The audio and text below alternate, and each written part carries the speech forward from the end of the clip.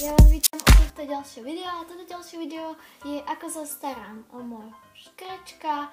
Toto video je tak trochu naprenie pre Silvu Sklady.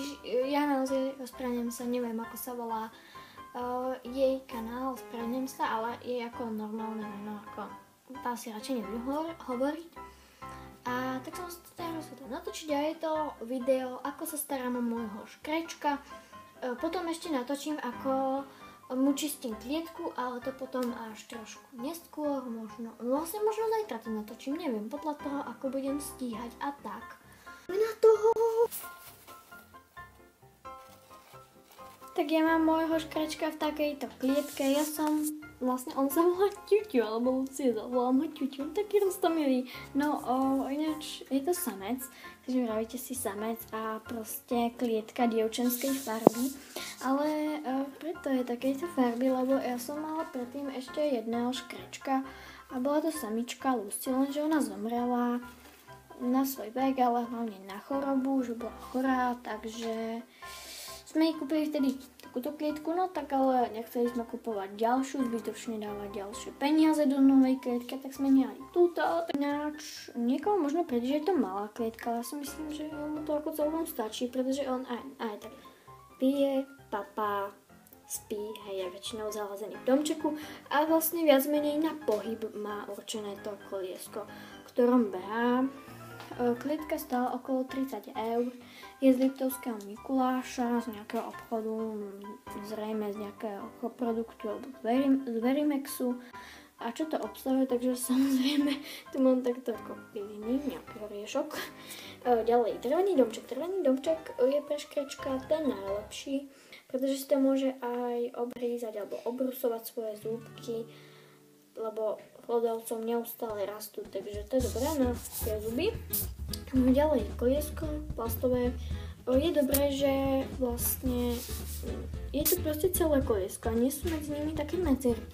Hej, pretože keby tam boli tie medzery, tak sa môže stať, že by si tam náhodou pri tom behu zasekol tam nôžku a mohol by si ju zlomiť alebo tak podobne.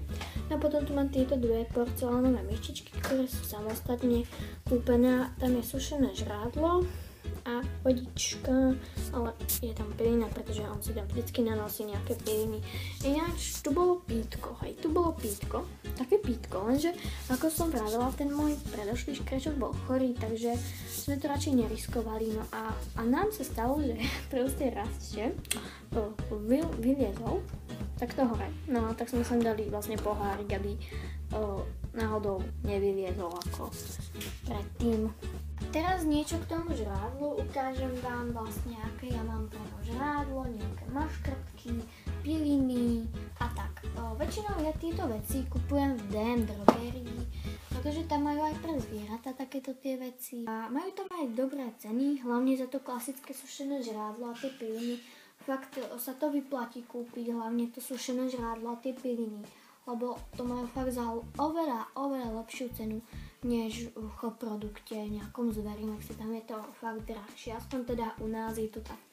No a to sušené žrádlo je vlastne toto z DM-ky, teda samozrejme, hej, Dine Bestes, neviem. Sú tam nejaké vitamíny, je to taká tá klasická zmes, stálo to okolo 60 centov, čo je, si myslím, že fakt super. Je to 400 gramové, ovoz, nejaké semienka, aj slnečnica, ale práve tu som nenasýpala a no, tak kadečo proste zmes takých tých obilnín a tak. Ďalej nesmie chýbať nikdy žiadna doplnková potrava a také tie maškrtky. Tak ako prvé tu mám toto, sú to také tyčinky, dá sa povedať, že vlastne to, čo sa nachádza na tých tyčinkách, je to isté, čo v tej klasickej zmesi, len to je tam nejak nalepené, sú tam nejaké sušené marhule, čiže ovocie, nejaké vitamíny. A keďže je to vlastne tvrdé, tak to ten škrečok môže ohrízať, hej, takže si brúsi tie svoje zúbky a to je teda dosť dobré. Môžete to zavesiť aj na tú klietku a môžem to poručiť, ale pri tých produktoch, kde nepoviem ceny, tak to znamená, že neviem ceny, no ale tohto tiež neviem ako 100%. Len podľa mňa taký najväčší, najhlavnejší rozdiel je v tom, že to samozrejme ako logicky aj na tyčinke toto, na rozdiel od tohto a že je to vlastne také pevnejšie, je to na kope a že je to tvrdšie proste a môže si viacej obrusiť tie zuby než u tohto. Ja tu mám niečo takéto sušené, dá sa povedať, že je to sladké, obsahuje to niečo mliečné, aj nejaké ovocie, ako som čítala, no nejak takto. A je to vlastne tiež na obrízanie, je to sladké, aj nejaké tuky to obsahuje, takže to tomu škračkovi ako aj dosť chutí a dosť vyhovuje na tie zuby, na obrízanie, je to fajn. Ďalej tu mám tieto sušené tvrdé stromčeky. Tiež ako taký výživový doplnok láškratka zo zimnej edícii, ale mám tu to vlastne pred 2 rokmi som to kupovala. Tiež to nejaké tie vitamíny obsahuje. Obsahuje to teda samozrejme ovocie nejaké, keďže vitamíny, tak aj nejaké ovocie. Toto nejak vyzerá. Čiže tiež dobré na obrusovanie tých zubov. A ďalej nedá sa povedať, že by to bola nejaké extra, že ako maškrtka, ale predtým, ako čo som mala ja toho minulého škrečka Lucy, tak asi ako väčšina škrečkov mala strašne rada slnečnicu. A vlastne vtedy ešte, v tej základnej zmesi tam bolo toho dosť málo vtedy ešte. No, tak sme kúpili samostatne slnečnicové semienka, ale samozrejme to nebolo v tejto krabičke, len ja som si tam presypala, plus som si tam dala aj túto akoby naberačku. Ale veľa to ani teraz môjmu terajšiemu škrečkovi to ani toho veľa nedávam, pretože to obsahuje aj tuky, no a čiže je to nezdravšie. A potom tu mám piliny, samozrejme z DM-ky. Piliny sa tam tiež totálne vyplatia kúpiť, stoja tam len okolo tiež tak nejak 60-70 centov. Podobne ako tá sušená zmes, toho krmiva. A je to teda pre všetkých hlodavcov snáď. A je to taká stredná veľkosť tých pilín. Nedá sa povedať, že by to bolo ako prach, ale zase ani že by to bolo nejaké veľké tie časti. Lepšie je pre toho škrečka, keď tie piliny, vlastne tie jednotlivé, tá podstielka, aj tie piliny, sú to také väčšie časti, než také úplne malé sypky, lebo tie malé sypké časti, tie piliny, ten škrečok by to mohol proste aj vydýchnuť a to by nebolo dobré, takže niečo takéto, takže takéto piliny sú lepšie než tie úplne sypké ako prach. No a teraz ešte nejaké vedľajšie informácie, ako sa na ňo starám, plus nejaké tipy, tak ešte vlastne k tomu žrádlu. Je dôležité mu dávať každý deň, ja to tak robím, že každý deň môjmu škračkovi dám buď ovocie alebo zeleninu, ja to tak striedam, dávam mu všetko možné ovocie, všetku možnú zeleninu, aj keď ak sa čítali na takých vozovkách odborných blogoch, že tam vlastne písali, že ako škrečok nemôže jesť napríklad jahodu, mandarinku, banán a takéto. A tak práve, že naopak, on to môže jesť, nič sa mu práve že nestane, je úplne v poriadku, obsahuje to nejaké vitamíny, je to tiež sladké ako iné ovocie, takže ako normálne som to dávala minulému škračkovi aj teraz a ako úplne ako v pohode. My si to nevšímajte, vôbec sa podľa toho neriadte, že proste píšu tam, že napríklad škračok nemôže jahodu, tak mu proste nedáte jahodu.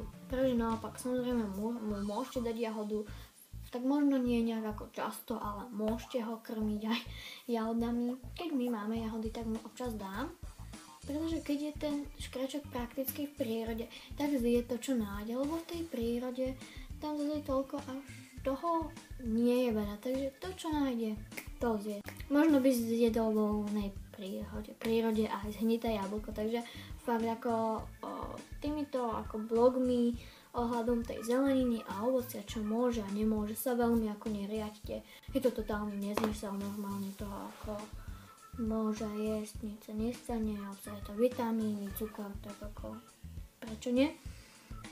Ale samozrejme môžete dávať nejaké tie ovsené vločky, oriešky, ale pozor na tie oriešky.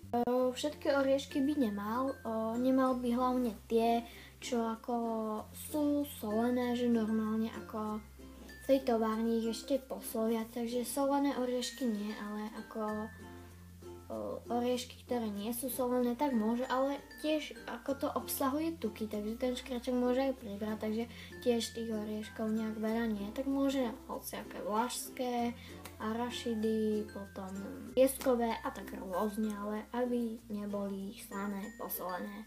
Potom tak ešte k tej starostlivosti, tak nejak tak ja môjho škračka, aby tak nejak ako veľmi nesmrdel, a aby mal aj takú krajšiu, čistejšiu srst, takú peknú, tak ho občas aj kúpem. Je dobré ho, tak stačí aj raz za mesiac ho stačí, keď ho okúpete v takej príjemnej, takej vlážnej vode, dá sa povedať, aby nebola horúca, hej, teplá, nejaká taká, ale aby nebola zase ani studená. Nepridávajte žiadne šampóny, nič, proste šampónom určite nie, ani žiadnymi mydlami a takýmito vecami, len čisto vo vode. Vlastne ten škračok bude plávať, takže potom prakticky môžete napustiť hoci koľko vody, ale ako tak radšej, ak ten škračok má nejaké problémy s plávaním, tak tej vody veľa nedávajte, aj tak je to podľa mňa zbytočné. Keď ten škračok je taký maličký, hej, a proste dáte tam strašne veľa vody, tak to je celkom zbytočné. Ja to robím tak, že ako ja tam normálne dám, nech trošku zapláva, potom trošku vezmem akoby vodu do dlane a trošku šlapkám po srsti a trošku tú srst tak jemne pošúcham a nie je dobré okolí uší a okolí očí a tvári. Hej, to nie je dobré ho tam umývať. Klietku čistím každý týždeň, čiže vymieňam piliny a tak. Ďalej vodu, tu mu vymieňam raz za 2 dní, tomu úplne stačí, si myslím, pretože keďže ja mu dávam každý deň ovocie a zeleninu, tak aj v tom je nejaká voda, no a v tej vode sa prakticky nejaká nič nestane, takže každý druhý deň to úplne stačí, no a raz za týždeň, keď ako čistím aj celkovo tú klietku, tak tú myštičku normálne aj jarou vyšúcham, aby bola taká čistá, nie taká špinavá, dá sa povedať. Keď je ten proste škračok furt len zavretý v tej klietke, že sa s ním budete ako samozrejme hrať, teraz vezmete na ruky, pohľadkáte ho, nejakú maškrtku mu budete núkať, hej, tak to sa nejak ako tak pohrať, alebo ako to povedať. A keďže je v tej ako klietke, tak ako možno až taký veľký priestor tam nemá na behania, tak je napríklad fajn, keď nemáte veľkú klietku ako ja, takže ho dáte občas aj pobehať na podlahu, alebo napríklad do vane, lebo tam veľmi nemá kam ujsť, hej, čo tam dáte, ale tak treba, keď ho dáte na podlahu pobehať, tak podľa by sa nevykcikal alebo nevykakal. No a to je vlastne dobré aj pre jeho zdravie, čiže ten pohyb, no. To by bolo teda celé video, snad sa vám aspoň trošku páčilo. Napíšte aj svoj názor ohľadom starostlivosti o škračka na moje vlastne video, ako sa ňou starám. Proste svoj názor do komentárov. Ja si to rada prečítam, po prípade odpoviem. No a keď sa vám to aspoň trošku páčilo, možno som vám pomohla, poradila. Ahoj!